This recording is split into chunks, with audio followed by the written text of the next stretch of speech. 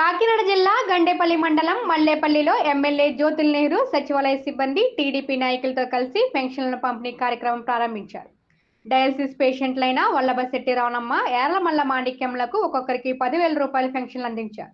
ఈ సందర్భంగా ఆయన మాట్లాడుతూ రాష్ట్ర వ్యాప్తంగా ముఖ్యమంత్రి చంద్రబాబు, ఉప ముఖ్యమంత్రి పవన్ కళ్యాణ్, మంత్రులు, ఎమ్మెల్యేలు ఉదయం 11:30 గంటలకి 50% పెన్షన్ల పంపిణీ పూర్తి చేశారని, గత ప్రభుత్వానికి ఈ ప్రభుత్వానికి గల తేడాను ప్రజలు గమనించాలని, రేపు ఆదివారం సెలవు కావడంతో ఒక్కరోజు ముందుగానే పేదవారికి సామాజిక పెన్షన్లు పంపిణీ చేయడం, అదేవిధంగా ఉద్యోగస్తులకు సమయానికి జీతాలు వేయడం జరుగుతుందని, గత ప్రభుత్వం ఉద్యోగులకు సమయానికి జీతాలు వేయలేకపోవడానికి కారణం చిత్తశుద్ధి లేకపోవడమేనని ఆయన ఎద్దేవా చేశారు.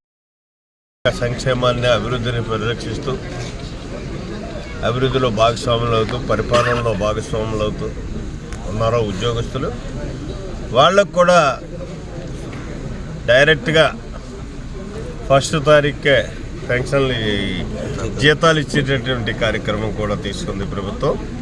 అంటే పనిచేసేవాడికి ఆర్థిక ఇబ్బంది లేకుండా ఉంటే రెండో ఆలోచన లేకుండా పనిచేస్తాడనేటటువంటి ఒక దృఢ నిశ్చయంతో ఈ కార్యక్రమం తీసుకోవడం జరిగింది. గత ప్రభుత్వంలో మీకు తెలుసు, ఎప్పుడు జీతాలు వస్తాయో తెలియదు, ఎప్పుడు పెన్షన్లు వస్తాయో తెలియదు. అలా కాకుండా ఇవాళ ఆ రోజు లేని డబ్బు ఈరోజు ఉన్న డబ్బు ఏంటో నాకైతే అర్థం కావట్లేదు.